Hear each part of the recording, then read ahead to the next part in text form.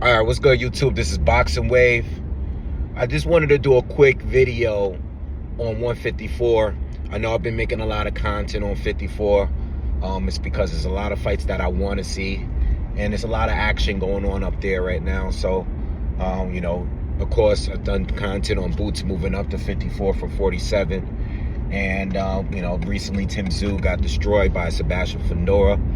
So, these two fights got announced, and I like both fights. Sebastian Fedor against Keith Thurman, and we got Virgil Ortiz Jr. against Erickson Lupin. These are two good fights. I'm really hoping they don't make them pay-per-views. I wouldn't be surprised if they are pay-per-views, but, I just think that enough is enough with the pay-per-views. We've been getting too many of them, but, these are actually two good fights. I like both fights. I really do, and I want to see both fights.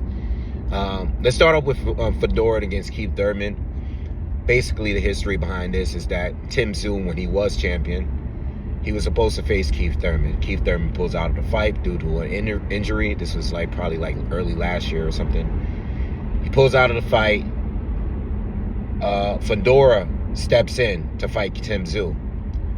There's an accidental an elbow from Fedor that lands on Tim Tszyu's head, which, pretty much changed the rest of the fight. I don't know how the fight was going to go, but I know the elbow caused a lot of damage on Tim Tszyu, which led to Sebastian Fedor winning the fight. Okay? Keith Thurman, he's out of the picture for a while. He comes back.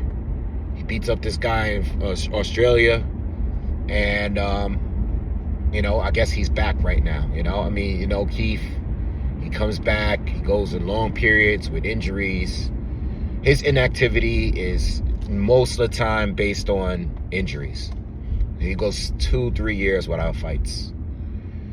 But he recently fought in Australia. I kind of want to see where Keith Thurman goes from here, simply because he's only lost one fight. And even though he's older, every time he does fight, he still fights. He still kind of looks like himself to me, I haven't seen a major fall off with him, But I do believe that he's been out of his prime. But I think with his athleticism, he's still one of the more athletic guys out there. I don't know how it's going to look against Fedor, but it's a pretty intriguing fight. For now, I'm leaning towards Fedor. But, at some point, I'll give you a breakdown, a real prediction, a final prediction at the end of it all. I think with this fight, I would say Keith Thurman, his movement, he's definitely a different fighter than Tim Tszyu. So I know Sebastian Fedor dominated Tim Tszyu and stopped him. But I also understand that Keith Thurman's a different fighter. He fights completely different. There's a lot of movement, and he has a lot of power. He has a good variety of power punches, from different angles, some good uppercuts, and he leads with power. Doesn't use his jab that much, but the power shots is what really gets his opponents. I think what he may have issues with, like everybody else, is Fedor's height, and his reach, and his awkwardness, overall, and his volume. I think the volume is the biggest problem. So even when you're a guy like Keith Thurman that moves well, it's going to be hard to get to Fedor without catching one, But it's a good fight. And then we got Virgil Ortiz, who's going to be facing against Erickson Lupin. Also a really good fight. In fact, I think this is an even better fight than that fight over there. Because I like Erickson Lupin. He's a good fighter, man. He's been down. I thought it was too soon for him to fight Jamel. I remember he fought Jamel. I thought it was a bad idea for him to fight Jamel. He got stopped really quickly in that fight. He lost to Fedor in a great fight. That was one of the better fights that year. I know that fight was 2-3 years ago, but it was still one of the best fights of the year. And he's been in there with good Jesus Ramos fight that I actually picked against him in that fight, but it was really, really close. That was also a good fight. I think when it comes to Lubin, he's a good boxer. He's a very good boxer. You know, he's well-rounded. He has good punching power. He's good, and he's experienced at this point. You know, he's been around for a minute. And, you know, stylistically, this could be a problematic fight for Virgil Ortiz. It could be. I don't think it's the most dangerous fight for Virgil Ortiz. And I'll get to that in a minute. But I think this is a good fight. You know, to be fair, do I want this fight right now? No. But I think this is a good fight. It's not a step down. You can make an argument that it's a step up. I mean, I think Bohachuk, I think Madrimov is roughly around the same level as Lubin, even though Lubin's never been a champion before. Madrimov have. Lubin's been in there with much more tougher fighters consistently than a Bohachuk or a Madrimov. You know, I know Madrimov did well against Crawford. He even did well against Ortiz. But prior to that, it's not much there. I think Lubin, compared to those two, has a better resume, even though he's lost a couple fights. All right, so good fights. My problem is there's a champion waiting there, man. And I've said this on Twitter not too long ago. There's a champion at 54 that no one wants to fight. And I understand that he's not famous. We're talking about Bakhram Murtazaliev. I understand he's a Russian fighter. He's not famous. You know, I don't know how well his English is, but he doesn't have a name. I understand that risk, reward, all of that. I get all that. I understand all that. But I've also been watching boxing for a long time. And even though he does not have a name, if he wasn't a dangerous fighter, a lot of these fighters would love to fight a guy that's not famous, but is an easy win for a title. You know what I mean?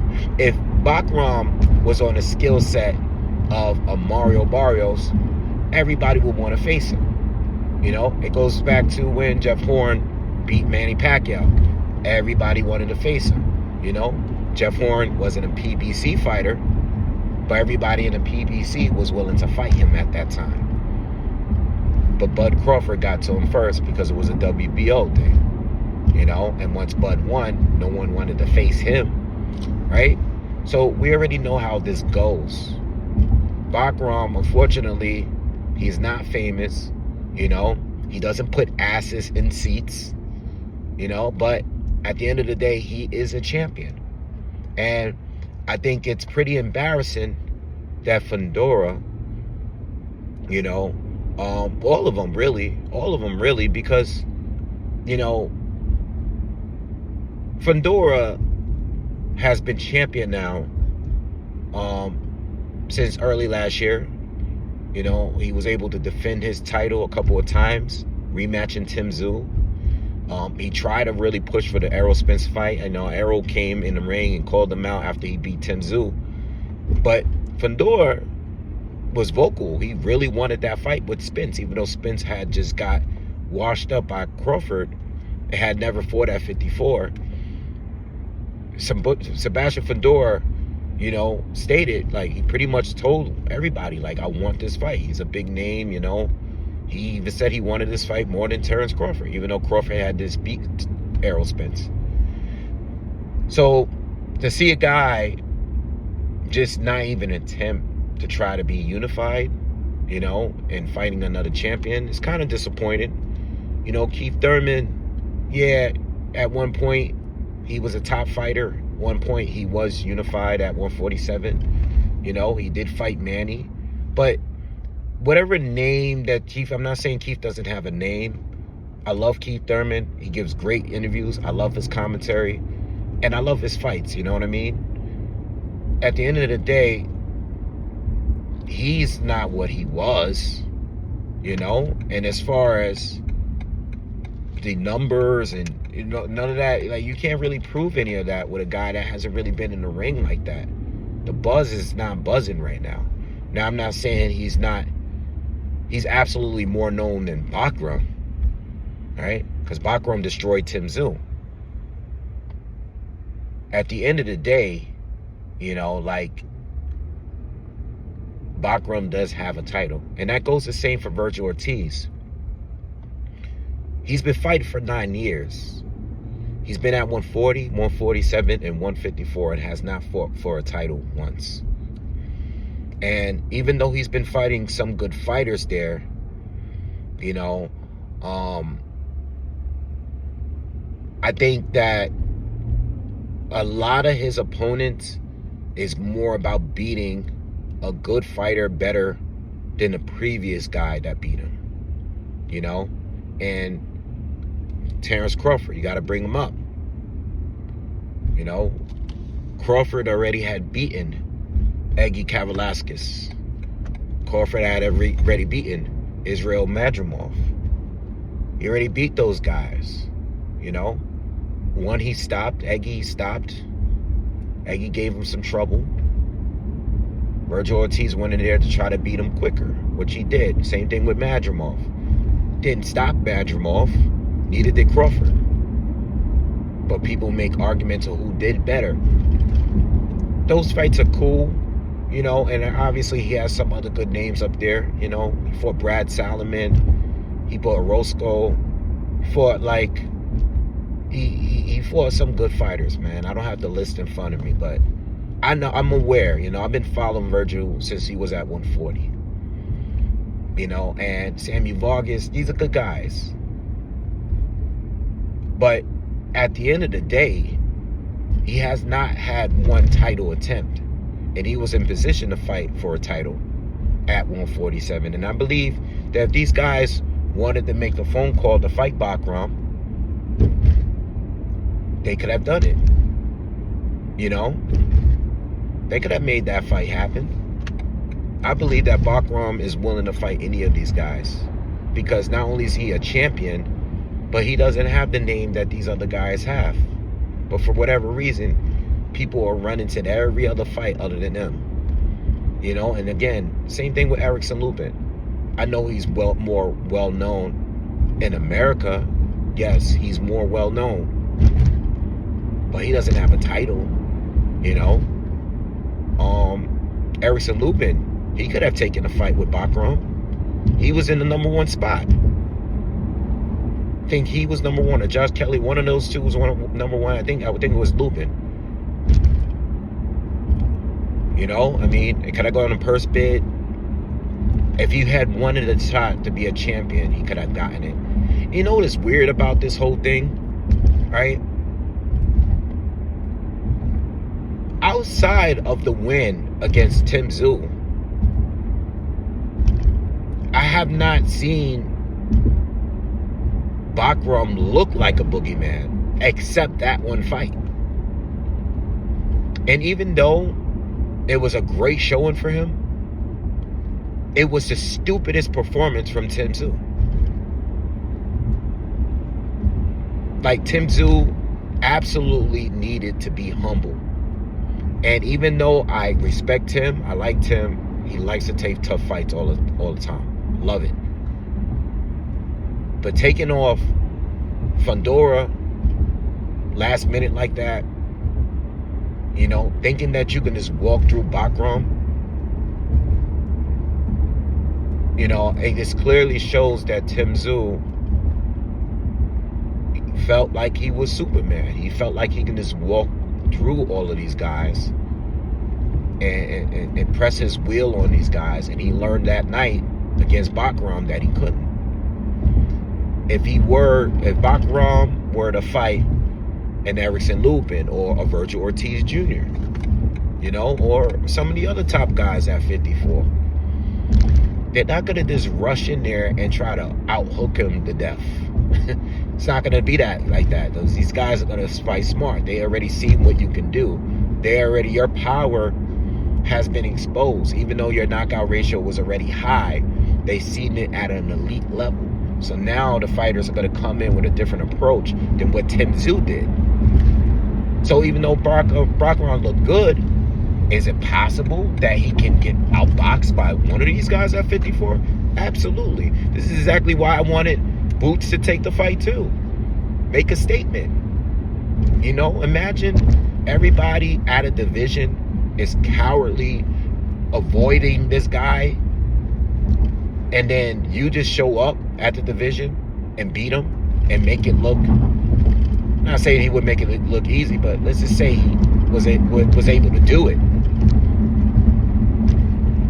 That would have been a great statement. So even though some of these fights are good, I'm still like, what's up with you, Virgil? You got good fighters, but out of the 9 years in 3 divisions, you haven't fought for a title once. And again, I'm always going to bring up the WBO at 147 with you not fighting Crawford. You know, you were the #1 guy on 2 different occasions. And at one point, you did call out Crawford. At one point, when they asked you about your interest of fighting Jerron Boots Ennis, said, nah, I don't really want that fight right now. I want to go after the older guys. I want to go after the guys that's been here. He wanted the Spence, the Crawfords. But you never jumped on the opportunity to fight Terrence Crawford, and it was there. Even the WBO president, he exposed that. So I'm kind of wondering, like, is Virgil like that guy that wants to be at level 9 and stay there, but not get to that title level? And not everybody that holds a title is the best. Again, Mario Barrios is not the best, right?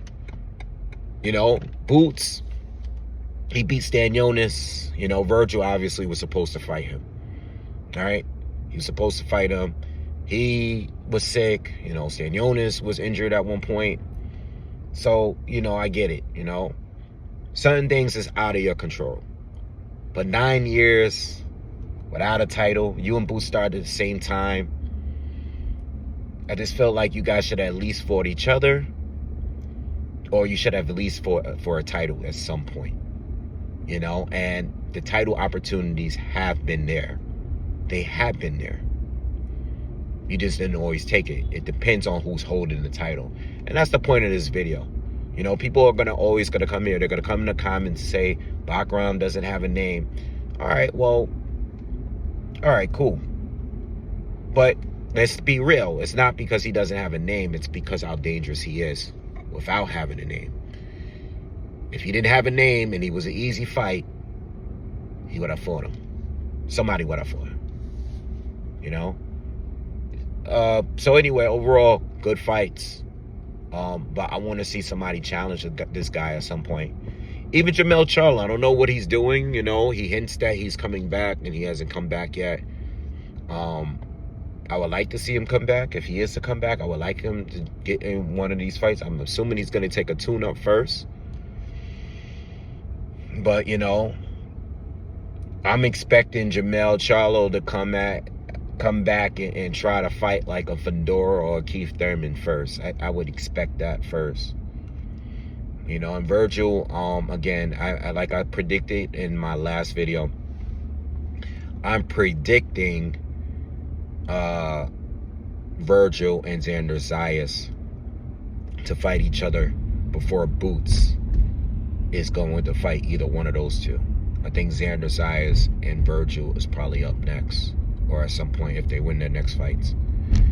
All right, so anyway, that's my video for today. Y'all have a good one. Make sure you subscribe to the channel. I'll see you guys soon. Peace.